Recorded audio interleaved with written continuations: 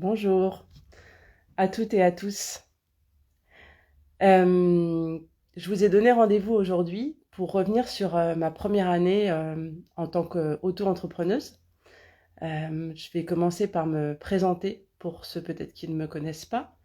Je m'appelle Anaïs Picard-Montagard, je suis naturopathe et coach et je pratique également la réflexologie, la relaxation. J'exerce, et j'y reviendrai en détail, en cabinet et j'interviens également auprès de groupes pour des associations et des services publics et en entreprise. Le but de ce live aujourd'hui, c'est effectivement pour moi de partager un petit peu avec vous le gros challenge qu'a été le fait de passer du statut de salarié au statut de entrepreneuse, ce que ça a impliqué pour moi, les moments qui ont été marquants, chouettes, que j'ai envie de reconduire, les enseignements que j'en tire surtout aussi, et puis les choses qui ont été plus difficiles, sur lesquelles je prends du recul, j'ai pris du recul, et que j'ai souhaité du coup organiser différemment, ou que je souhaite organiser différemment pour les années suivantes. L'idée n'est pas de vous faire un bilan détaillé de mon chiffre d'affaires, etc. C'est pas du tout l'idée. L'idée, c'est vraiment de revenir de façon très spontanée. J'ai pas préparé grand-chose, juste une petite liste avec quelques points que je veux aborder avec vous, mais de revenir de façon vraiment spontanée et instinctive avec vous sur les moments marquants de mon année et ce qui caractérise aujourd'hui mon activité.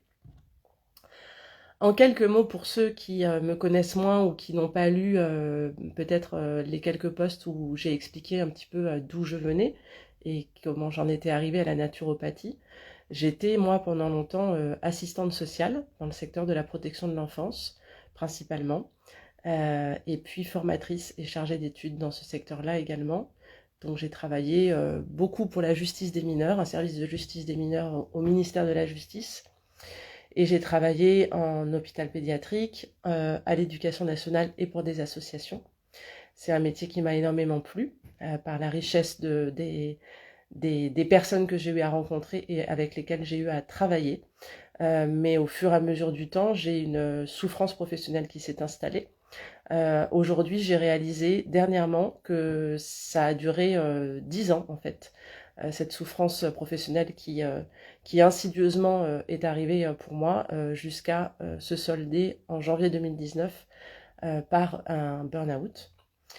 Et ce burn-out aujourd'hui, avec le recul, je considère que ça a été une chance et un cadeau quelque part. J'aurais pas pu dire ça évidemment sur le moment et je souhaite pas de burn-out aux autres parce que c'est une épreuve qui est douloureuse émotionnellement, psychiquement, physiquement. Mais avec le recul, je pense qu'il fallait peut-être que j'en passe par là pour à un moment donné me remettre au centre de ma vie et me poser des questions sur mon orientation professionnelle et les choix que j'avais envie de faire pour l'avenir.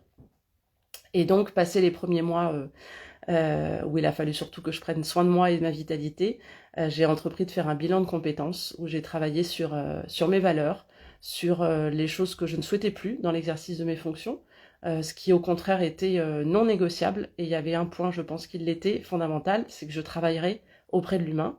C'est ce que j'ai toujours fait, c'est ce que je sais faire, c'est ce que j'aime faire, travailler auprès des autres, m'enrichir aussi de la diversité, la singularité, la complexité humaine, et apporter à l'autre. Je l'ai fait donc en tant qu'assistante sociale et maintenant je continue de le faire en naturopathie, en coaching et avec les différents outils que j'ai. Ce bilan de compétences m'a permis du coup de découvrir le métier aussi de naturopathe que je ne connaissais pas. J'ai repris des études au Sénato en 2020 et j'ai obtenu donc mon diplôme après la soutenance de mon mémoire il y a un an. Et je me suis installée. Et alors là, c'est le premier gros challenge que j'ai eu à vivre, c'est de quitter des années de salariat et notamment de fonctionnariat pour m'installer à mon compte.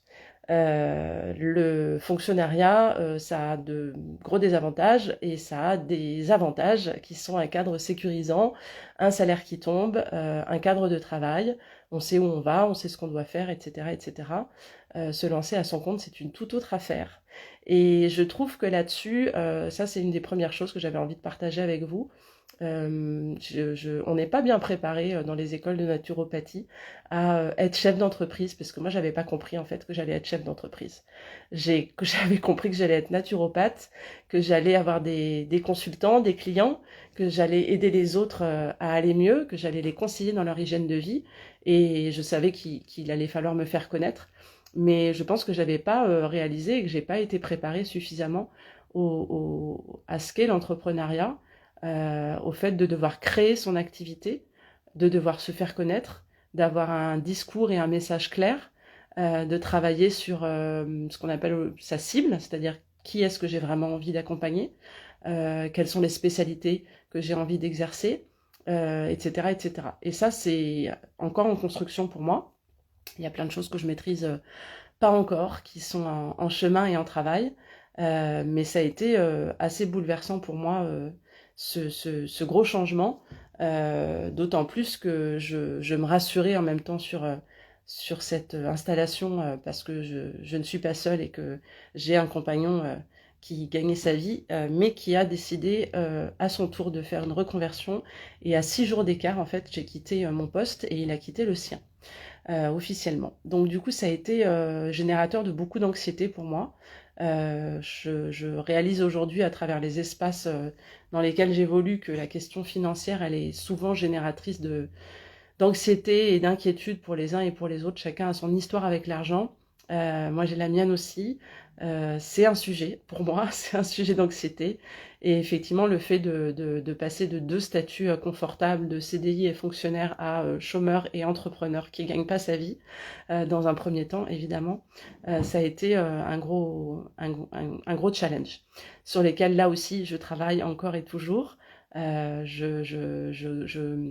Je trouve de la sécurité par rapport à ça aussi, parce que mon entreprise évolue, parce qu'aujourd'hui j'ai des clients, parce qu'aujourd'hui j'ai des rentrées d'argent, mais je suis quand même dans une première année d'activité, donc aujourd'hui je vis pas encore de mon activité, et c'est un sujet sur lequel il me faut quand même travailler ma confiance en moi, ma confiance en mon activité, ma confiance en la vie, pour ne pas tourner systématiquement autour de cette question. Euh, il était clair pour moi que je ne ferais pas que du cabinet, parce que j'ai beau aimer beaucoup la relation duel et la relation en tête à tête, et je trouve qu'il se passe des choses vraiment très très fortes dans ce qu'on peut individualiser en consultation.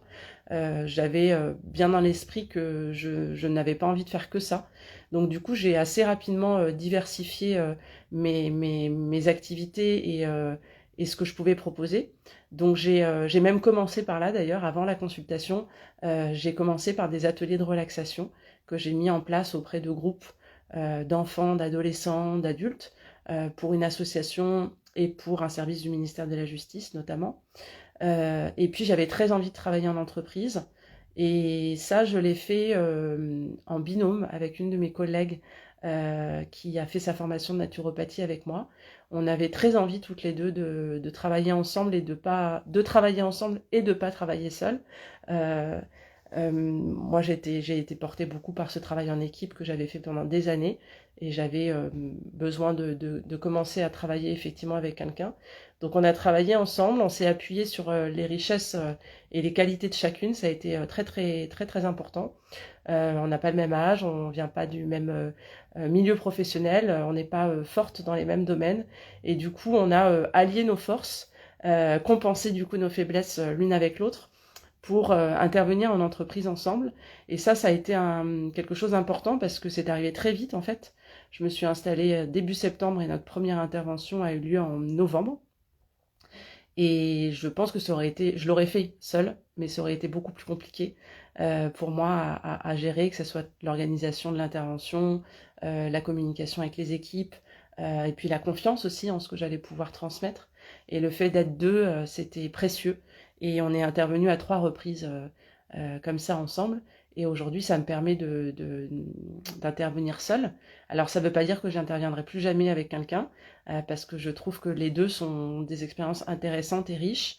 Et j'aimerais bien, ça fait partie de mes projets, par exemple, pour les années à venir et pour l'année à venir, travailler aussi avec des gens qui sont d'autres disciplines et avec qui on puisse proposer du coup une action conjointe, que ça soit un sophrologue, un énergéticien, quelqu'un qui pratique le shiatsu ou je ne sais quoi.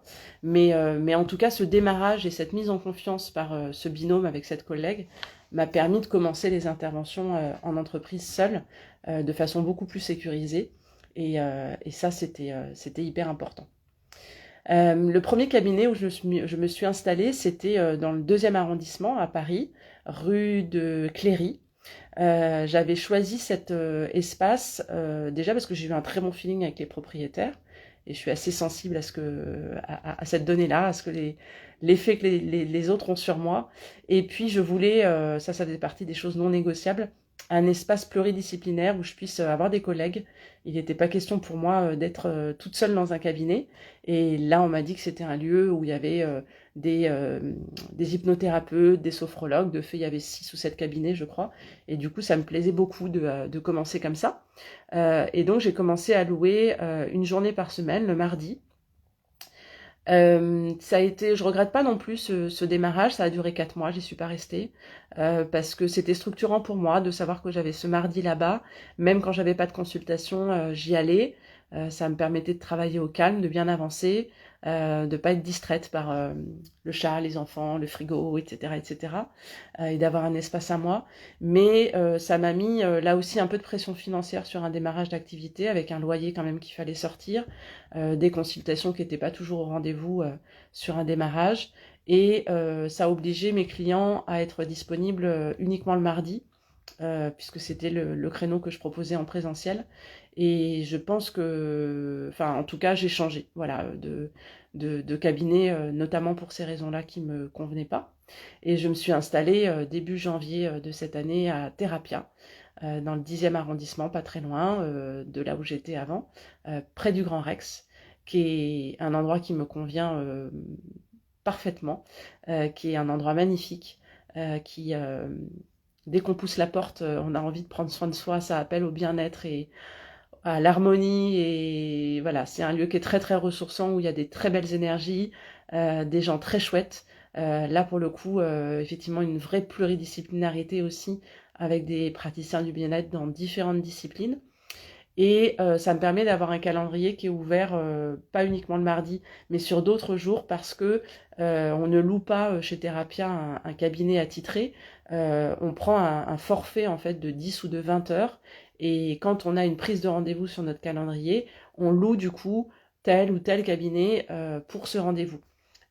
Du coup, ça permet à la fois d'avoir de la flexibilité et de la souplesse pour nos clients, pour nous qui nous lançons dans nos activités, d'avoir moins de pression financière, parce que du coup, on ne loue que ce qui est réservé, donc on ne loue que là où on va être payé. Et ça me convient beaucoup mieux.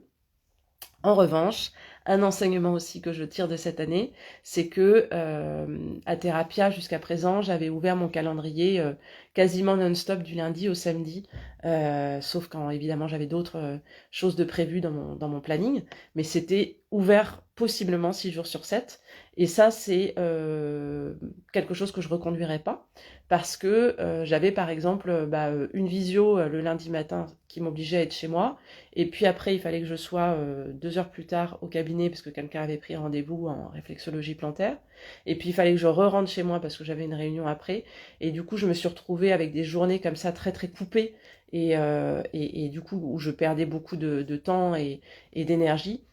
Du coup, l'année prochaine, j'ai décidé d'être beaucoup plus organisée sur mon planning, avec des journées pour la visio qui seront le mardi et le vendredi, sauf entorse, voilà, pour des besoins particuliers, et des journées pour le cabinet qui seront a priori le lundi après-midi, le mercredi après-midi, le jeudi et le samedi. Et comme ça, je sais au moins que la visio et le cabinet se chevauchent pas et que je vais pas passer mon temps à faire la navette entre le cabinet, mon domicile ou un autre endroit pour faire mes visios.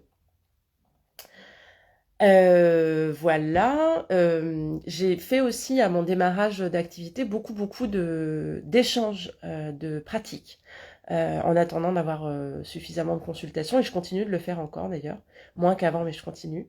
Au début, j'avais pas beaucoup de consultations et j'avais peur de perdre en pratique.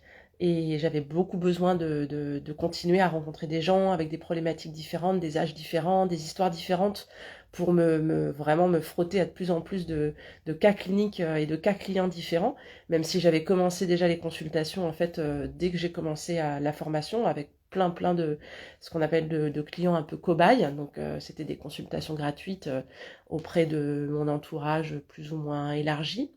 Mais là, j'ai commencé vraiment des échanges de pratiques avec des gens que je connaissais pas du tout, pour la plupart praticiens du bien-être aussi. Et ça, c'est génial. Ça, c'est quelque chose que je peux recommander à ceux qui se lancent, parce que ça permet à la fois de découvrir la discipline de l'autre. Moi, j'ai découvert l'éthiopathie, par exemple, comme ça. J'ai découvert le reiki. J'ai découvert des tas de techniques énergétiques que j'aurais pas forcément eu la curiosité s'il avait fallu payer une séance. J'aurais pas forcément eu la curiosité d'y aller. Donc ça me permet de connaître cette pratique-là pour moi-même et du coup de pouvoir orienter aussi mes clients quand ça le nécessite sur telle ou telle personne ou telle discipline, parce que je sais ce que c'est maintenant, que le reiki, l'éthiopathie, etc., etc.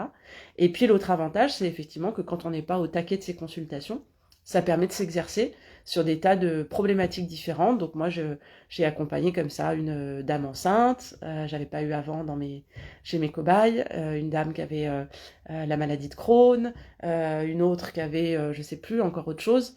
Mais ça m'a permis du coup de vraiment à chaque fois de m'interroger sur ma pratique, d'aller relire un peu mes fondamentaux et de vraiment devenir meilleure à mon métier et à ma pratique.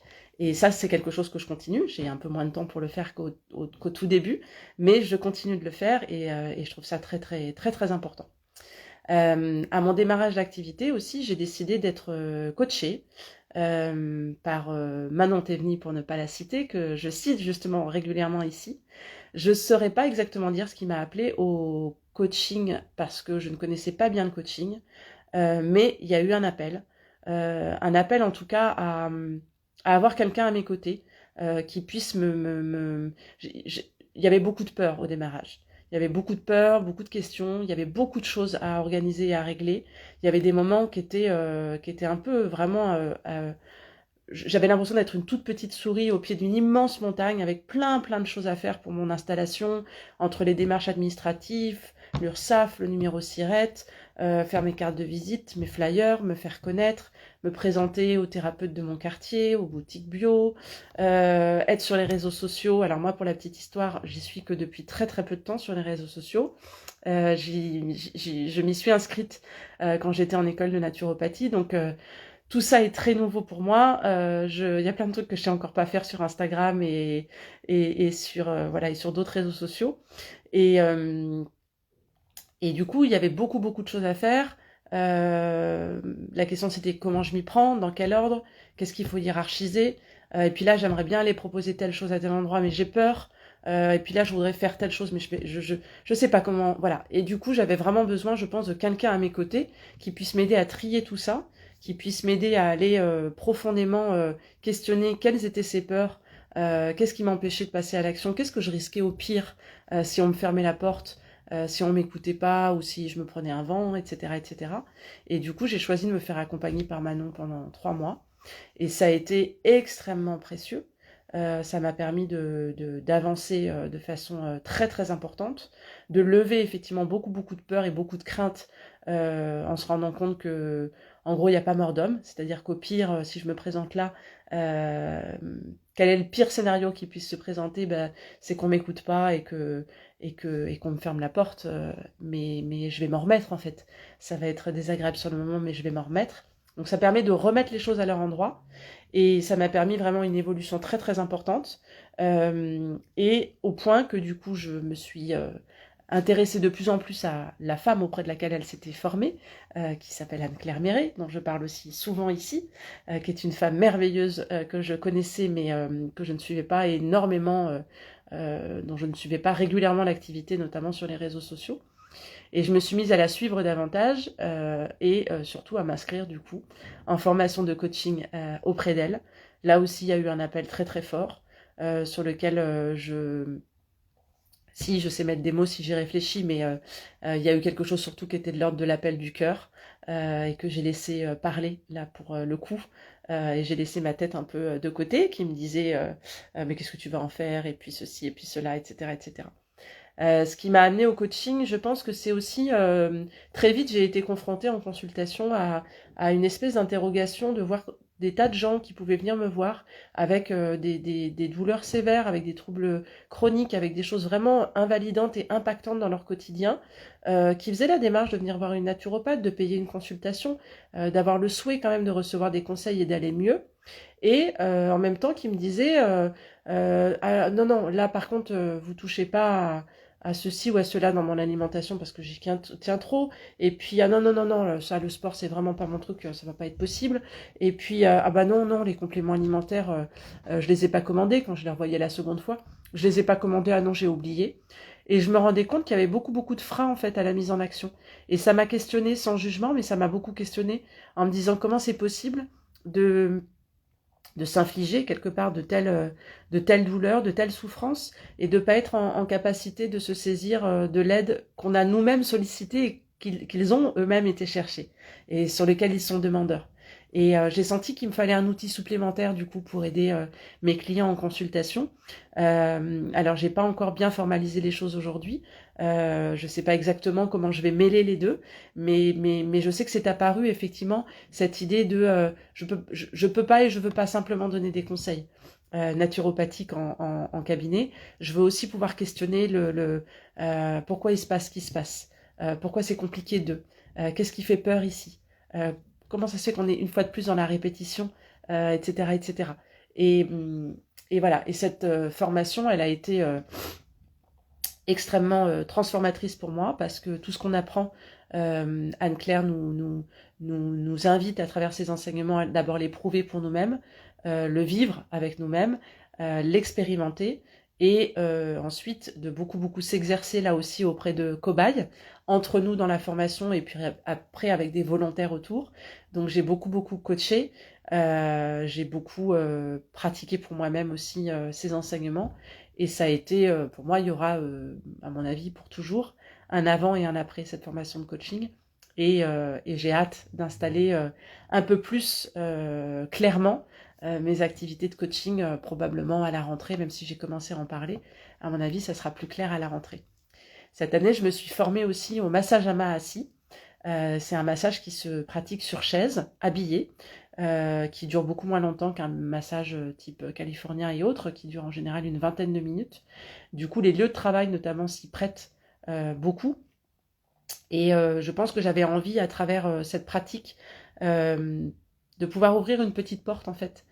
Parce que je remarque que opérer des changements dans son hygiène de vie, c'est coûteux dans tout ce que ça remet en question, dans les habitudes qu'on a depuis longtemps, etc. etc.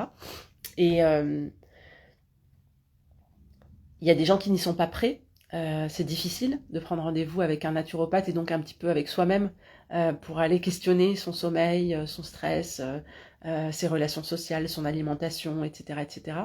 Et je me rends compte déjà, parce que j'ai déjà commencé à beaucoup pratiquer le massage à main assis, que cette petite fenêtre qui s'ouvre en touchant les gens leur permet déjà pour certains de simplement prendre conscience qu'il y a des tensions et des zones où c'est pas tout à fait fluide et c'est pas tout à fait comme ça devrait être, et que pour certains ça opère déjà une prise de conscience de il faut que je fasse quelque chose.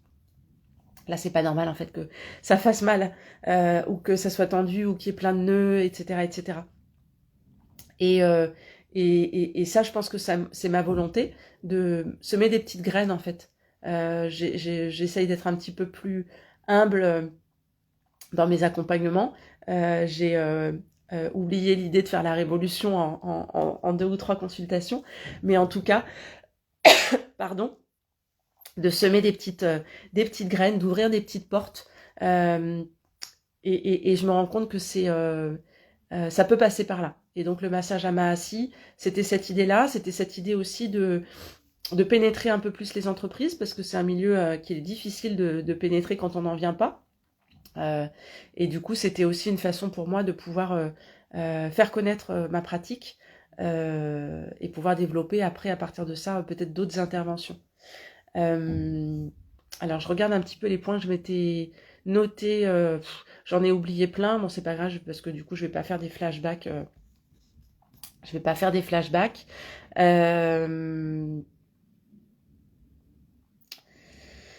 Oui, dans l'idée de ce travail à plusieurs aussi, comme je l'ai fait avec ma collègue naturopathe en entreprise, et comme j'ai eu envie aussi de travailler dans un espace pluridisciplinaire. Dans cette même idée, moi j'ai toujours eu à cœur depuis que j'ai quitté justement ce travail en équipe dans mon ancien travail, dans la naturopathie, de m'entourer en fait, de jamais être seule. Ça c'est quelque chose, j'aime beaucoup être seule, mais j'aime aussi beaucoup être entourée et j'aime beaucoup avoir des échanges. J'aime beaucoup recevoir aussi de l'autre, pouvoir m'en inspirer, pouvoir partager aussi ce que je rencontre, les questions que je me pose, pour pouvoir à mon tour peut-être inspirer les autres et débloquer des choses. Et du coup, dans cette idée-là, quand j'étais en formation de naturopathie, j'avais proposé à quelques collègues qu'on forme un petit groupe de révision pour s'entraîner mutuellement et se donner des rendez-vous pour nos révisions et pour nos examens. Et du coup, on avait des séances hebdomadaires, il me semble, où on se fixait de réviser un sujet, on se questionnait, etc., etc. Et puis au fil du temps, quand la formation s'est terminée, ce groupe a évolué en un groupe de supervision de pratique. Donc on a continué à se retrouver cette année régulièrement. Maintenant, on est tout en exercice de différentes manières, dans différentes régions, avec différentes pratiques. Mais l'idée, c'était de se retrouver dans un espace où on puisse venir déposer des questions qui se posaient pour nous, des consultations un petit peu plus compliquées, des choses sur lesquelles on avait besoin de partager, de prendre du recul. Des fois, simplement le nez dans le guidon, en fait, il y a plein de choses qui nous sautent pas aux yeux. Et il suffit des fois simplement qu'on fasse un petit pas en arrière en mettant des mots, en fait, sur sa pratique. Et ça permet de voir les choses différemment. Donc, c'était le but. Ça, pour moi, c'est extrêmement précieux également. Et j'ai toute l'année également été en relation perpétuelle avec plein de gens. Je saurais même plus dire d'où ils viennent parce que là aussi, j'ai un peu tapé à toutes les portes. Voilà, donc ça a pu être des thérapeutes de mon quartier, ça a pu être... voilà, mais j'ai beaucoup rencontré de gens, pris des cafés avec des gens, fait des réunions avec des gens, fait des appels téléphoniques avec des gens, etc., etc. Et j'ai récemment rejoint ce qu'on appelle un mastermind, mot que je ne connaissais pas il y a encore quelques temps, qui est un espace de rencontre avec d'autres femmes entrepreneuses. On a tout le point commun d'être coach et sophrologue, coach et naturopathe, coach et autre chose. Et c'est un espace où on se donne un temps en fait pour s'exprimer sur un sujet qui nous... Mais c'est assez cadré. On se donne 20 minutes par exemple pour que moi je m'exprime sur une question qui me préoccupe et pour que les autres me questionnent un peu et me renvoient des choses par rapport à ça. Et puis après on passe à la suivante et à la suivante et à la suivante. Et ça c'est quelque chose que je veux absolument poursuivre. Pour moi c'est fondamental effectivement de ne pas être le nez dans le guidon toute seule avec mes questions, mais de pouvoir partager, recevoir, donner avec d'autres collègues. Il y a eu aussi un moment important pour moi cette année, ça a été les lives de relaxation. Comme je vous l'ai dit, je démarre quasiment, en tout cas il n'y a pas très longtemps, sur les réseaux sociaux. Ça a été aussi un sacré truc pour moi de poster, de faire des stories. J'ai appris à montrer ma trogne, ce qui n'est pas chose évidente. Et puis j'avais envie de faire découvrir ma pratique et de la sortir un peu de l'idée que c'est l'alimentation ou les plantes, parce que c'est souvent la représentation qu'ont les gens de la naturopathie. Excusez-moi, Voilà. J'avais envie d'en faire découvrir d'autres aspects, et du coup, j'ai eu l'idée, et puis d'autres aspects, de proposer du contenu gratuit, et puis de donner aux gens des moyens aussi de s'autonomiser, en fait, dans les pratiques. De pas forcément avoir toujours besoin d'avoir recours à quelqu'un et de pouvoir donner des conseils, des tips, des techniques que si on pratique régulièrement, au bout d'un moment, on est capable de reproduire par soi-même. Donc j'ai eu l'idée de ces lives de relaxation hebdomadaires que j'ai tenus du mois de février au mois de juin. Ça a été aussi un sacré truc pour moi, ça, d'être là tous les vendredis, de me demander qui serait là, de me demander si je serais claire, de me demander si ça intéresserait les gens, si ce serait pas répétitif, si les gens n'auraient pas marre. Et puis j'étais beaucoup avec ces questions-là au début, puisque il a suffi que que je reçoive quelques messages de personnes qui n'avaient pas forcément assisté au live, mais qui le regardaient ensuite en replay et qui m'envoyaient des messages pour me dire à quel point c'était précieux pour eux, à quel point ils attendaient impatiemment ce rendez-vous et à quel point ouais, que c'était riche. Du coup, ça a suffi à me booster et puis j'ai arrêté de me poser des questions. Et du coup, je savais que voilà, même quand il n'y avait pas beaucoup de monde, il y avait des gens qui regardaient ensuite et que même, bah là aussi, c'est la petite porte, la petite graine. Même si ça ne touchait que peu de personnes peut-être, bah, c'était ces personnes-là qui découvraient le pouvoir que nous avons sur notre état émotionnel et notre état nerveux, le pouvoir de la relaxation, le fait que la naturopathie, c'est pas que bien manger et se soigner avec les plantes, c'est aussi gérer son stress, ses émotions par des techniques respiratoires, de relaxation, etc., etc. Et voilà, et je suis assez fière du coup d'avoir tenu ce live pendant plusieurs mois. Au quotidien, le travail que je mène, c'est aussi tout un travail qu'on appelle le travail de l'ombre, que vous ne verrez jamais, qui sont un travail de communication, de mail, d'échange, de prospection, de travail sur mes contenus, sur mes offres, de remise en question, de travailler mes projets suivants, etc., etc. Ça peut être assez chronophage, ça prend beaucoup, beaucoup de temps. Ça fait partie aussi de mes résolutions pour la rentrée. J'ai envie de le baliser davantage en mon agenda et de ne pas laisser, en tout cas de ne pas faire un petit bout par-ci par-là, mais d'avoir vraiment des demi-journées, par exemple, consacrées à ça entièrement et de ne pas y passer autant de temps, même si c'est indispensable hein, et que je ne peux pas faire l'économie de ça, mais de ne pas y passer peut-être autant de temps que ce que j'y ai passé cette année, parce que c'est vite, par moments, épuisant et décourageant, en tout cas pour moi. Euh, Cette année, le bilan que je tire aussi, c'est que j'ai été à l'écoute de moi dans le sens où j'ai pris des vacances à chaque vacances scolaires. Toussaint, Noël, février, Pâques. Je ne suis pas toujours partie, mais en tout cas, je me suis toujours arrêtée au moins une semaine. J'ai pris le pont du 8 mai, le pont de l'Ascension. Donc pour voilà, une première année à son compte, c'est plutôt pas mal. J'ai fait des breaks. J'ai profité de moments comme ça. Mais à mon sens, je n'ai pas fait suffisamment de breaks dans mes journées et dans mes semaines. La difficulté que je découvre avec l'entrepreneuriat, c'est de mettre des limites. C'est-à-dire que je ne sors pas de chez moi pour aller au bureau avec un chef qui m'attend de 9h à 18h. Je suis mon chef, je suis mon collègue, je suis ma secrétaire, je suis mon comptable, je suis mon marketeur, je suis tout ça. Et du coup, comme je suis passionnée par ce que je fais, comme j'ai très envie de monter davantage mon activité et que ça évolue, et ben si je m'écoute, je peux y travailler du lundi au dimanche de 9h à 22h. Et par moment, ça a pu pas être complètement ça, mais ça a pu être voilà trop avec mes enfants qui me réclamaient clairement, qui me disaient qu'ils me voyaient pas assez. Et j'ai pas fait ce métier pour ça. Je me suis pas installée à mon compte pour ça. Et puis moi qui, je sentais, était fatiguée, était préoccupée par tout ça. Et puis j'ai eu des petites alertes en fin d'année avec des problèmes de dos, etc., etc. Donc ça, c'est quelque chose sur lequel je veux être absolument vigilante l'an prochain.